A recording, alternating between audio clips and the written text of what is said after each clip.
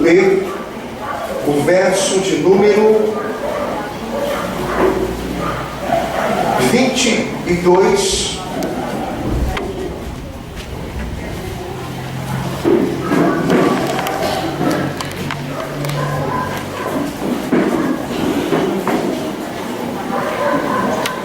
Ao 31.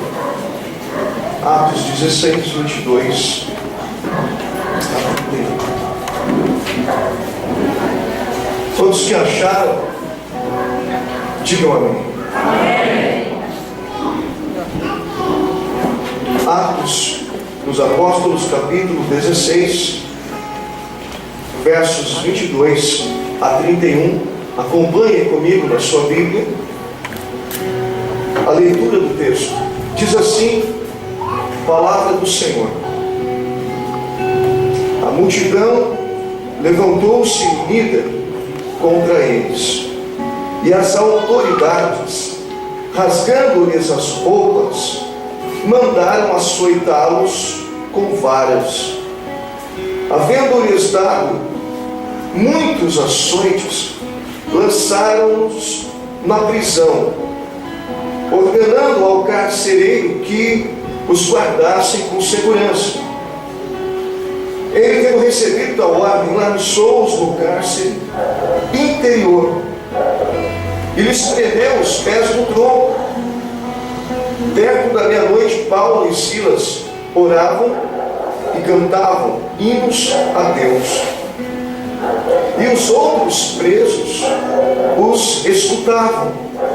De repente houve um terremoto tão grande que os alicerces da prisão foram abalados. Abriram-se todas as portas e foram soltas as correntes de todos. Acordando o carcereiro e vendo abertas as portas da prisão, tirou a espada e quis matar-se, pensando que os presos tinham fugido. Paulo, porém, gritou: não te faças nenhum mal, todos aqui estamos. O carcereiro pediu luz, saltou para dentro e, todo trêmulo, prostrou-se diante de Paulo e Silas. Então tirou-os para fora, dizendo: senhores, que é necessário que eu faça para me salvar? Responderam eles: crê no Senhor Jesus Cristo e serás salvo, tu e a tua casa. Amém. Feche seus olhos, curve a sua fronte em reverência à santa presença do nosso Deus que está em nosso meio. Pai Celestial, conosco, Deus, graças te damos por Jesus, pela oportunidade de estar ministrando a tua palavra. Aprove o nosso Deus que o Senhor nos escolhesse para esta tão grandiosa obra, porque nada fazemos de nós mesmos, nós somos completamente dependentes de ti, do teu amor, da tua misericórdia, do teu agir, do teu poder. Senhor, renova, Senhor, restaura a alegria da tua salvação, a comunhão do teu Espírito. Que o Espírito Santo de Deus tenha liberdade na minha vida, durante a minha ministração, agindo, Senhor, neste lugar, quebrantando cada coração neste santuário, derramando a tua graça, manifestando-a para com todos nós que aqui estamos.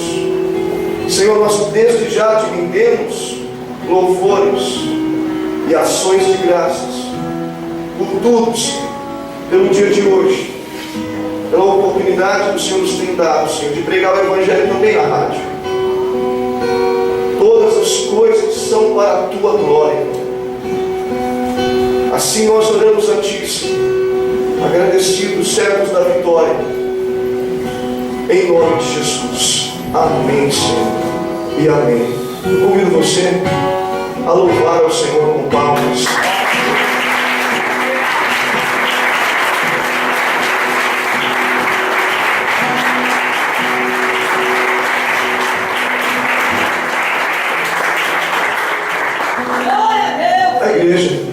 Pode sentar-se.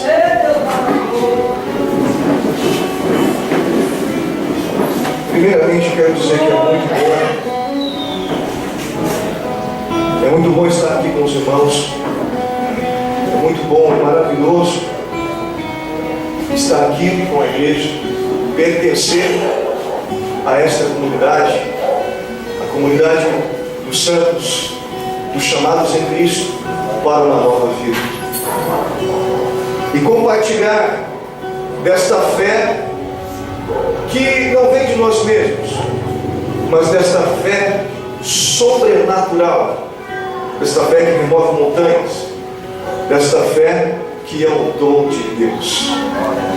A palavra do Senhor diz que isso não vem de nós, mas é um dom de Deus, para que nem eu nem você se glorie, para que a glória nunca seja nossa, mas para que a glória sempre seja dada a Ele, porque somente Ele, o Senhor, é digno de toda a glória. Você pode dizer glórias a Deus? Aleluia. Louvado seja o nome do Senhor Jesus. E quando eu medito na palavra de Deus, no texto de Atos 16, que nós acabamos de ler com a igreja, eu fico maravilhado da fé em Jesus Cristo que esses homens possuíam, Paulo e Silas, missionários, pregadores do Evangelho, chamados por Cristo, chamados para uma nova vida. Como todos os que estão aqui nesta noite, outrora, todos nós andávamos desviados, andávamos distantes de Deus, fazíamos coisas que não agradavam a Deus. Pensar em vir à igreja talvez era algo que não fazia parte dos nossos planos, muito menos ser evangélico, ser chamado de crente um dia. E assim também foi com o apóstolo Paulo, cujo nome antes era Saulo, o homem que perseguia os cristãos, que consentia na morte dos cristãos, que consentiu na morte de Estevão, que foi um mártir do cristianismo, que morreu louvando ao Senhor e pedindo para que Deus perdoasse aqueles que o estavam apedrejando.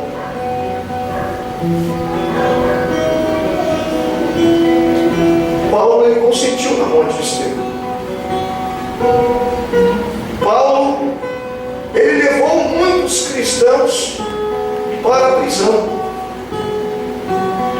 E uma de suas jornadas, perseguindo aos cristãos, indo para Damasco, Paulo subitamente, ele foi, até então Saulo, subitamente ele foi cercado de um resplendor de luz, e literalmente ele caiu do seu cavalo, ele ficou cego, e ele ouviu uma voz que falou com ele: Saulo, Saulo, por que me persegues? E ele reconheceu naquele exato momento, aquela voz que falava com ele era a voz daquele a quem ele perseguia, era a voz de Jesus.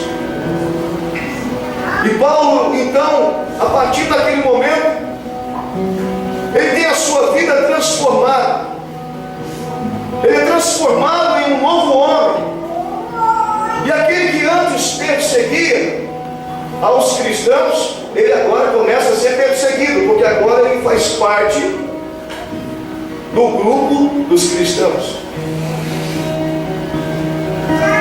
e ele começa a pregar o Evangelho, e ele se torna um grande apóstolo, um apóstolo missionário, fundador de igrejas. Aonde quer que o apóstolo Paulo ele ia, Deus era com ele, e ele fundava igrejas. Almas e almas eram salvas. através das suas ministrações, através das suas pregações. E muitas igrejas, Paulo, ele fundou na Ásia. E Paulo, ele foi um grande missionário entre os gentios. Gentios, aqueles que não são judeus. Ele foi um grande missionário. Se hoje nós temos o Evangelho de Cristo, que chegou até nós, nós podemos também dar graças a Deus pela vida de Paulo, porque Paulo, ele teve peito, Paulo, ele teve coragem para pregar este Evangelho até o fim da sua vida, mesmo em meio às perseguições, não temendo a morte, mas sendo fiel a Deus até o final da sua vida. E Paulo, ele viveu algo maravilhoso. Dentre muitas experiências que o apóstolo Paulo viveu com Deus, essa é mais uma delas. Paulo, ele tem uma visão. Deus dá ele uma visão onde um anjo falava com ele no sonho e mandava que ele passasse a Macedônia. E daí eles entenderam então que Deus os estava chamando para fazer a obra de Deus na Macedônia. E eles chegam então na cidade de Filipos, a cidade mais importante da Macedônia naquela época. E eles vão ali pregar o Evangelho. E todas as tardes eles se reuniam num determinado lugar para orar. Mas de repente, onde eles iam, vinha uma mulher atrás deles, de Paulo e Silas, dizendo assim: olha, esses dois que pregam o Evangelho são servos do Deus Altíssimo. Mas ela falava aquilo porque ela tinha um espírito de adivinhação. Ela tinha um espírito de adivinhação, que nós sabemos que trata-se de um demônio que estava nela e que adivinhava as coisas. E ela dava muito lucro para os seus senhores, porque ela adivinhava, e com isso, os senhores daquela mulher ganhavam dinheiro com isso. E todas as vezes, muitas vezes aconteceu, Paulo e Silas, aonde eles iam, aquela menina, ela vinha atrás dizendo: esses dois que pregam o Evangelho são servos do Deus Altíssimo. Quando ouvimos isso ao princípio, parece que ela estava fazendo um elogio. Mas nem todo elogio é de Deus. Tem um elogio que nós recebemos, mas que não é para nos levantar, é para nos derrubar, para que o nosso coração se exalte, para que a soberba entre no nosso coração. E daí Paulo então, não contente, não satisfeito com aquela situação, ele ergueu a sua mão na direção daquela menina e expulsou aquele espírito de adivinhação. Aquele demônio saiu, aquela menina foi liberta. Mas com isso, os senhores daquela menina deixaram de ter o seu ganho, deixaram de ter o seu lucro. E eles então convenceram multidões, a multidão que vivia ali em Filipos, contra Paulo e Silas, dizendo que Paulo e Silas, eles estavam pregando costumes diferentes daquilo que eles estavam acostumados na sua vida cotidiana, pregando um Deus diferente.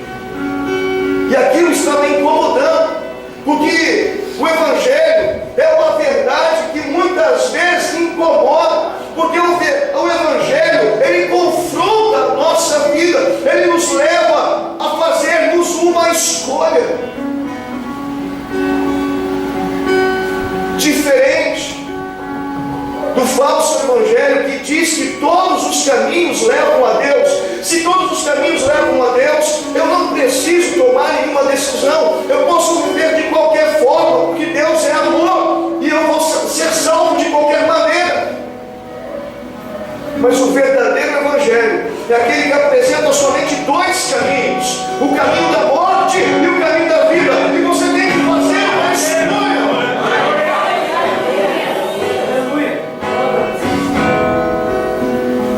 Mas quando se trata de fazer uma escolha, como é difícil. Sabemos o que é o certo, sabemos o que é o errado, sabemos o que agrada a Deus, sabemos o que não agrada a Deus. Mas como é difícil muitas vezes escolher aquilo que não nos agrada. Sabemos que é o melhor para nós muitas vezes, que é algo de Deus para a nossa vida, mas a nossa carne, o nosso corpo, que é outra coisa. E daí nós temos que negar a nós mesmos. Nós temos que dizer não para o eu que existe dentro de cada um de nós. E Jesus, ele disse: aquele que quiser vir após mim, negue-se a si mesmo, tome a sua cruz e siga. Negue-se a si mesmo. Negue a sua vontade.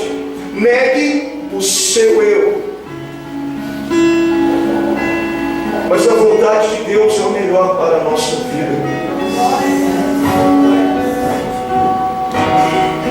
No livro de Romanos, no capítulo 12, no versículo 2, o mesmo apóstolo Paulo, inspirado pelo Espírito Santo, vai dizer: não vos conformeis com este mundo, não vos conformeis com o pecado que há no mundo. No mundo é normal, no mundo pode. Não que nós não podemos, nós podemos. Como disse o apóstolo Paulo: eu posso todas as coisas, mas nem todas me convêm. Não é porque o mundo faz, o mundo pode, que eu posso. Não é conveniente. Não convém aos santos certos falatórios. Não convém aos santos certos comportamentos. E o que é ser santo? É ser separado do pecado, separado do mundo, separado para Deus. Você que está aqui nesta noite, você está aqui porque você foi separado para Deus.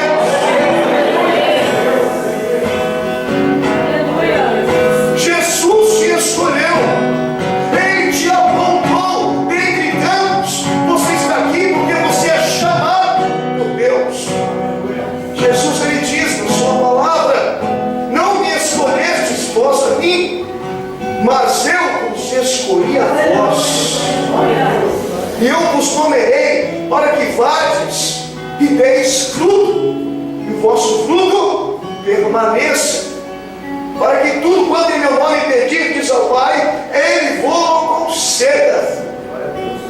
Quantos aqui desejam ter as suas orações respondidas por Deus? Claro! Até eu desejo ter as minhas orações respondidas. Quem não deseja? Mas para que as minhas orações sejam respondidas, sejam atendidas, para que Deus faça aquilo que eu estou desejando, existe uma condição: eu tenho que dar fruto. A minha vida espiritual, a minha vida cristã precisa ser uma vida frutífera. E o meu fruto tem que permanecer. E permanecer nos fala de perseverança. Aqui está o segredo de uma vida cristã vitoriosa: a perseverança. Mateus 24:13, Jesus, ele diz: mas aquele que perseverar até o fim é que será salvo. Por isso eu te falo da parte de Deus nesta noite: não desista, não pare na sua caminhada, não fique à margem do caminho. O Senhor te escolheu, Deus te chamou. Existe uma caminhada, existe algo que Deus tem para nós.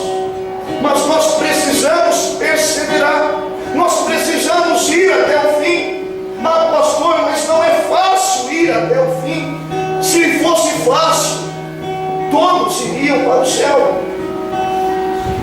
O mais fácil é fazer aquilo que nos agrada. O mais fácil é fazer aquilo que nos convém. O mais fácil é fazer aquilo que nós queremos. Mas será que já paramos para consultar a Deus o que o Senhor quer? Qual é a vontade do Pai Celestial? Na oração do Pai Nosso, Jesus nos ensina: seja feita a tua vontade, assim na terra como no céu. Vontade de Deus é o melhor para nós. Aleluia. Mas para nós vivermos a vontade de Deus, quantos desejam viver a vontade de Deus?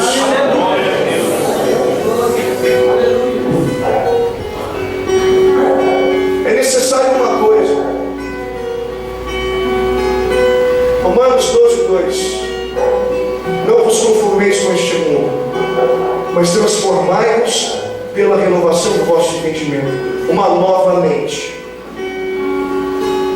Quando eu estava no mundo, eu pensava assim, desse jeito. Mas agora que eu sou chamado por Deus, que eu estou na presença de Deus, servindo a Deus, eu penso diferente, eu penso de outro jeito. É uma nova mente, é a mente de Cristo. Transformai-vos pela renovação do vosso entendimento, para que experimenteis qual seja a boa, agradável e perfeita vontade de Deus. Quantos querem viver a vontade de Deus? A vontade de Deus é boa.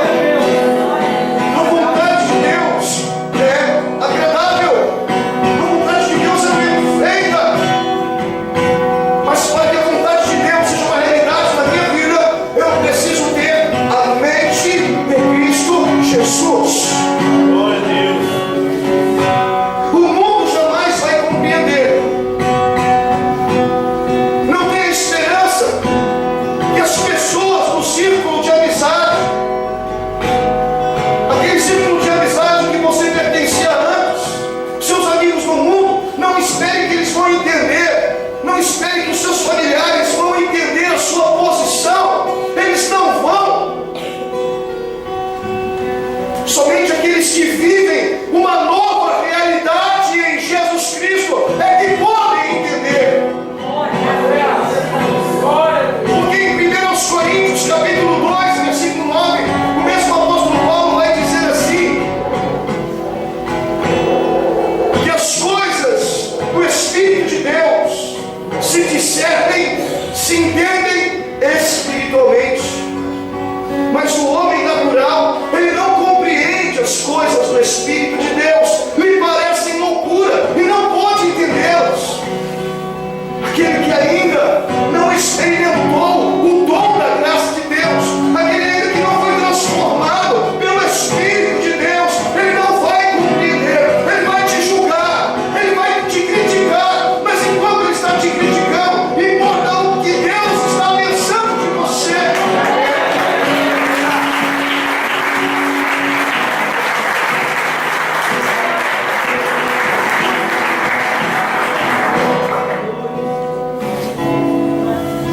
Ainda que te julguem, ainda que te atirem pedras,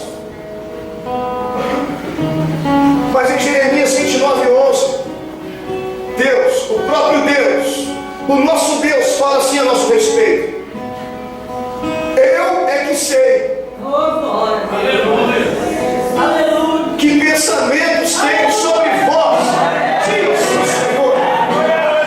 Eu é que sei pensamentos de paz, pensamentos de paz e não de mal, para vos dar o fim que desejais. Eu é que sei. Importa o que Deus pensa a nosso respeito. Para nós importa muito mais agradar a Deus do que aos homens. Para nós importa muito mais agradar a Deus do que aos homens. Mas é certo que nós vamos pagar o preço. Por vezes vamos ficar isolados. Olha, ele é crente, ele não gosta dessas coisas não. Essas conversas aí imorais, essas brincadeiras profanas. Ele não gosta não. Isso é normal. No mundo é normal. Mas nós temos a mente de Cristo. Para isso, para nós isso não é mais normal. Já foi um dia, mas não é mais. Porque nós vamos morar no céu. Porque enquanto isso for normal para nós jamais vamos morar no céu. Porque só vai morar no céu quem tem a mente de Cristo, quem tem o Espírito Santo de Deus. A Bíblia diz que aquele que não tem o Espírito de Cristo, esse tal não é dele. Quantos têm o Espírito Santo de Deus? Quantos têm o Espírito de Cristo? Você é lavado e remimido pelo poder do sangue de Jesus Cristo. Você tem a marca do sangue de Cristo na tua vida. Desde o dia que você recebeu a Cristo como Senhor e Salvador da tua vida, o Espírito Santo de Deus, que ressuscitou a Jesus Cristo dentre os mortos, Ele habita em você. O seu corpo é templo do Espírito Santo. Você é filho de Deus. Você vai morar no céu. Então você não pode se conformar com o mundo. Você não pode aceitar aquilo que é do mundo, porque o mundo jaz no maligno. E o mundo passa. E os desejos do mundo também passam. O mundo vai passar. Os prazeres que o mundo oferece vão acabar. Existe um fim pré-estabelecido, determinado por Deus. Como diz em Eclesiastes, para todas as coisas há um tempo determinado por Deus. E este mundo tem um tempo para acabar, irmãos. Nós estamos aqui de passagem. O mundo passa, os seus desejos passam. Jesus ele disse assim: olha, os céus e a terra passarão, mas as minhas palavras não passarão. Os céus e a terra passarão, mas as minhas palavras não passarão. O mundo passa, mas aquele que faz a vontade de Deus permanece para sempre. O mundo será destruído na volta de Cristo Jesus. Ser destruído pelo fogo, está escrito. Mas e nós? Como é que vamos ficar? Sem um lugar? Não. A Bíblia diz que nós, que aguardamos a sua promessa, esperamos novos céus e nova terra em que habita a justiça. Mas no novo céu e na nova terra, onde habita a justiça, lá não entra o engano, lá não entra a mentira, lá não entra o pecado, lá não entra a carne. Por isso que diz a palavra: aqueles que estão na carne não podem agradar a Deus. Porque a inclinação da carne é o que, igreja? A inclinação da carne é o que? A inclinação da carne é morte. Ele faz a vontade da sua carne. O fim dele é a morte eterna, o afastamento eterno de Deus. Mas a inclinação do Espírito é o que? É vida e paz. A inclinação do Espírito é vida e paz.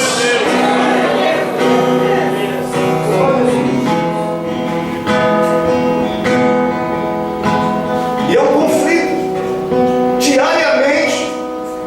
É uma batalha que nós travamos cada dia conosco mesmo. E o nosso maior inimigo, surpreende-se, não é nem o diabo. Porque a Bíblia diz assim: olha, sujeitai-vos a Deus, se resistir ao diabo, ele fugirá de vós. Se você não der brecha para o diabo, ele não tem legalidade na sua vida. A Bíblia diz que aquele que é de Deus, Deus o guarda, o maligno não lhe toca. E se você não dá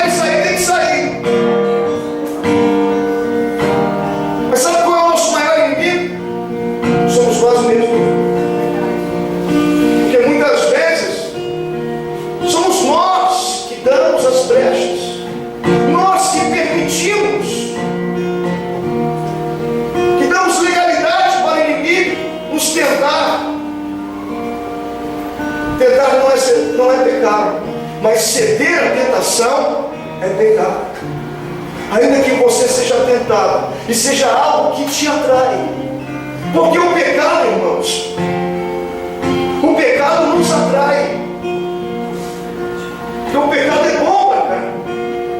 O pecado nos atrai de uma forma veemente.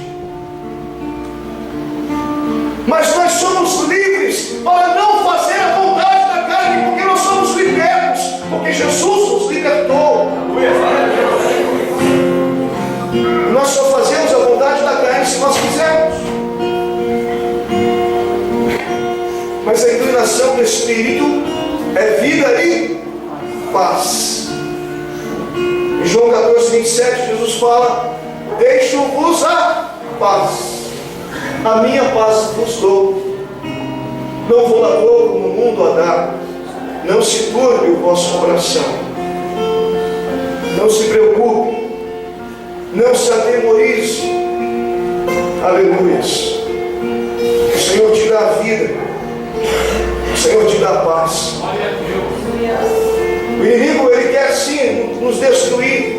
Em João 10, 10, Jesus, ele falou assim: olha, o ladrão só vem senão a roubar, matar e destruir.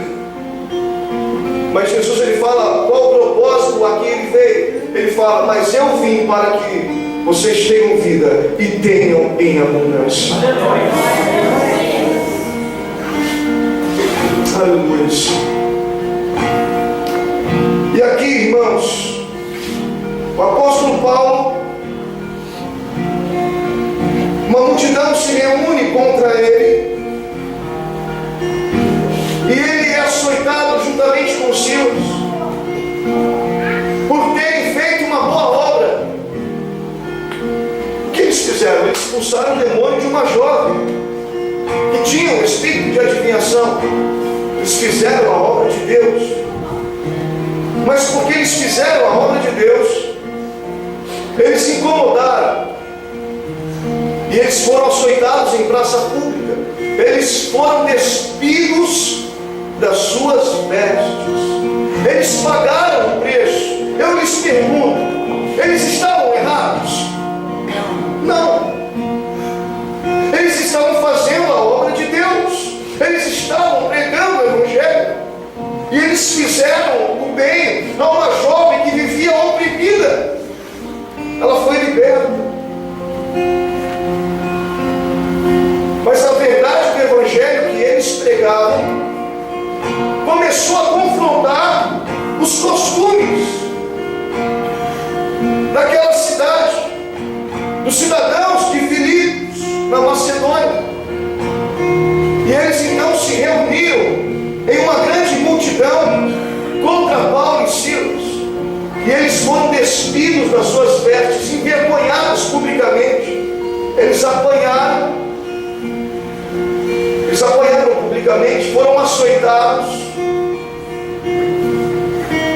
e foram presos, foram colocados no cárcere interior, no pior lugar, e lá eles estavam acorrentados ao tronco. E daí nos perguntamos: mas Deus, como que o Senhor permitiu? Eles estavam fazendo a tua obra. Mas eu costumo dizer que até no mal Deus trabalha. Até o mal é para o nosso bem. Parece uma coisa paradoxal, mas até no mal Deus trabalha. E quando eles estavam lá presos, naquele lugar difícil, eles podiam talvez murmurar, reclamar da sua má sorte, praguejar, blasfemar de Deus, porque Deus os permitiu. estarem naquela situação. E quantas vezes nós ficamos assim, cheios de porquês?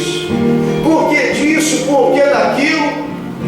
A verdade é que nós não temos respostas para todas as questões da vida. Mas nós temos algo que é sobrenatural, nós temos fé. Nós temos confiança em Deus.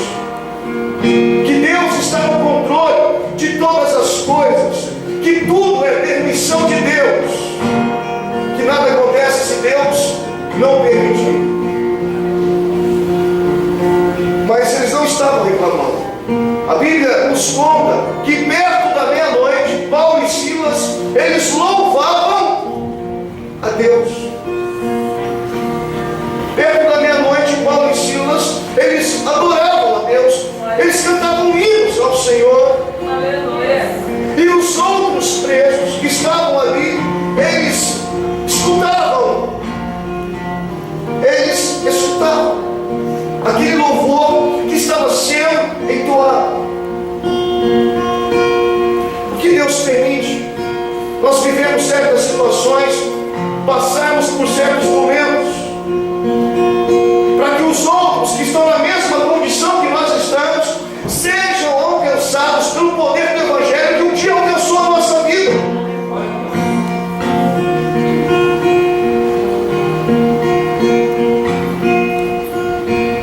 Enquanto eles louvavam, algo extraordinário aconteceu.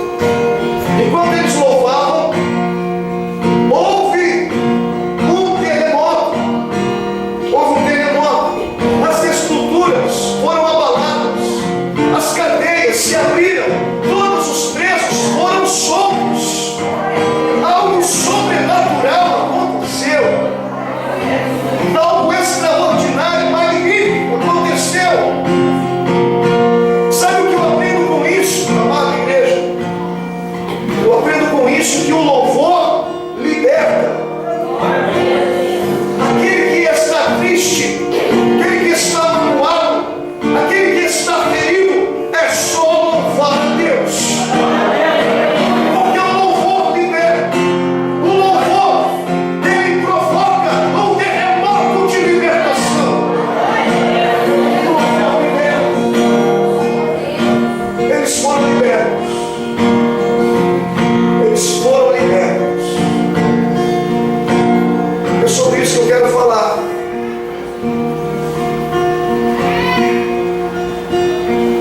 Quando eu tinha aproximadamente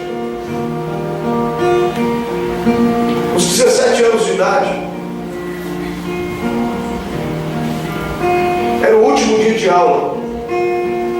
Eu estudava em Guaratinguetá, morava em Lorena, estudava em Guaratinguetá, estudava no Cotec, em Guará, e era o último dia de aula, eu estava vindo embora. Eu estava indo para o ponto de ônibus, atravessando aquela ponte do Itaguará, em direção ao shopping. Ali tinha um ponto de ônibus, para eu poder retornar para minha casa, para a cidade de Lorena. E quando eu estava atravessando aquela ponte, eu senti, irmãos, uma tristeza profunda. Eu senti uma tristeza muito grande. E era algo espiritual. E eu senti que uma força estava tentando me empurrar de cima da ponte, no rio Paraíba, lá embaixo. Como se fosse assim: olha, você está triste mesmo, olha, não tem jeito para a tua vida, olha que facilidade, é só você se jogar. Uma opressão muito grande. E eu senti naquele momento, não sabia nem por que aquilo, mas que eu estava morto espiritualmente. Eu estava morto espiritualmente. E uma tristeza profunda na minha alma. Até que eu cheguei no ponto de ônibus. Eu estava sozinho naquele ponto de ônibus, e vivendo aquela situação desesperadora. Eu que outrora já senti a presença de Deus na minha vida, e agora, numa condição de morte espiritual, é uma coisa terrível. Mas eu tomei uma decisão. Eu pensei comigo, a palavra diz que os mortos não louvam ao Senhor, que o morto não fala, que o morto não pensa, que o morto não ouve. A Bíblia diz em Eclesiastes capítulo 9 que os vivos sabem que hão de morrer, mas os mortos não sabem coisa nenhuma. A sua memória ficou entregue ao esquecimento. É melhor um cão vivo do que um leão morto. E os mortos não louvam ao Senhor. Aqueles que descem à sepultura, eles não louvam ao Senhor. Não existe consciência na morte. Não existe indústria, não existe fábrica, não existe obra nenhuma na morte. Aquele que morre, ele fica aguardando o despertar da ressurreição dos mortos. Agora imagina, se o morto não fala, não pensa, não escuta, o morto então não vai pedir nada para Deus porque ele está morto. Muito menos louvar o Senhor, porque os mortos não louvam o Senhor. Quantos mortos tem lá fora? São mortos vivos. Parecem que estão vivos, mas estão mortos. Espiritualmente estão mortos. Não louvam ao Senhor. Não tem vida com Deus. E eu tomei uma decisão. Eu tomei uma decisão ousada. Deus, ele se agrada de ousadia. Crente tem que ter ousadia. Senhor, os mortos não te louvam. Eles não fazem nada, muito menos louvar o Senhor. Mas eu vou fazer justamente aquilo que os mortos não fazem. Eu vou louvar o Senhor. Eu vou louvar o Senhor. Eu comecei a louvar o Senhor naquele ponto de ônibus, no meio da rua, naquele ponto de ônibus. Eu comecei a dizer: Senhor, eu te agradeço, porque Jesus Cristo morreu pela minha vida. Eu te agradeço, Senhor, porque o Senhor me escolheu ainda desde o ventre da minha mãe, porque o Senhor tem um propósito na minha vida, porque o Senhor me ama, e porque o amor de Deus pela minha vida é um amor incondicional. A situação que eu estou vivendo, o Senhor é poderoso para mudar essa situação. O Senhor é poderoso para fazer algo extraordinário na minha vida. Eu te glorifico, Senhor. Eu te adoro, Senhor. Eu canto louvores ao teu nome. E o sobrenatural, extraordinário aconteceu. De repente um vento, um sopro entrou pela minha boca. Enquanto eu louvava a Deus, o Espírito Santo entrou pela minha boca. A vida entrou pela minha boca. Eu não estava mais morto espiritualmente. Eu senti que a vida estava entrando na minha vida. E eu acredito naquele momento.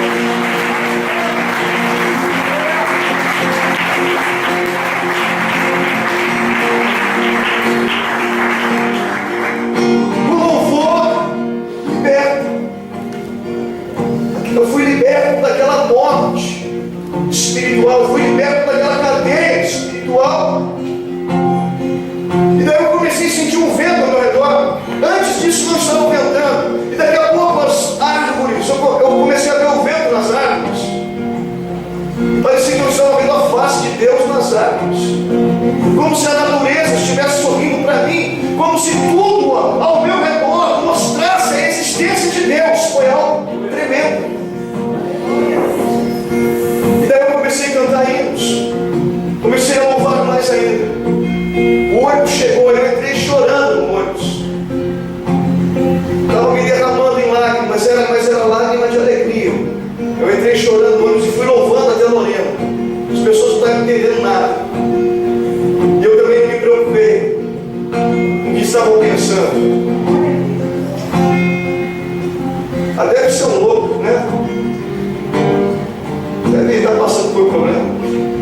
Que nada, meu problema estava resolvido. Quando eu cheguei em casa, a primeira coisa que eu fui fazer, eu fui para a Bíblia.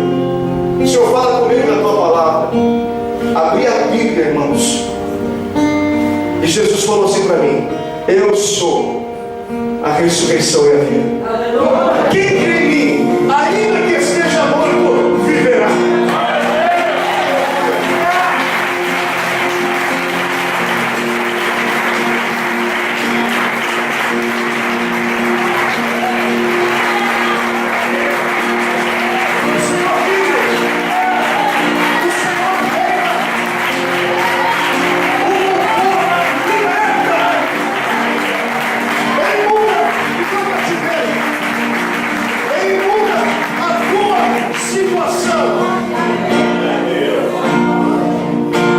Você só precisa tomar uma decisão e ter uma ousadia para você fazer algo que na sua condição normal você jamais faria.